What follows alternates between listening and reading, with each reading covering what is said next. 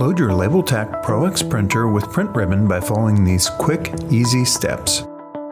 Open your printer by pulling the two lid releases on both sides of the machine. Lift up on the upper lid to reveal the ribbon hubs. First, we will prepare our take-up spool for loading. Insert the black ribbon core with the cup section to the left side. Then insert the take-up spool into the hub, compressing the spring to the right. Give it a spin to make sure it's locked into place. Next, we will insert the black ribbon core with the cup section to the left side, just like before. Ensure the leader is hanging behind and under the roll as shown. Pop open the ribbon access door and load the roll by compressing the spring to the right.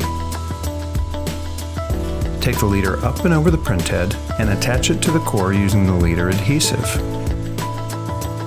Now we can roll the take-up spool until the leader is no longer visible. Finally, close the access door, the lid, and the printer itself.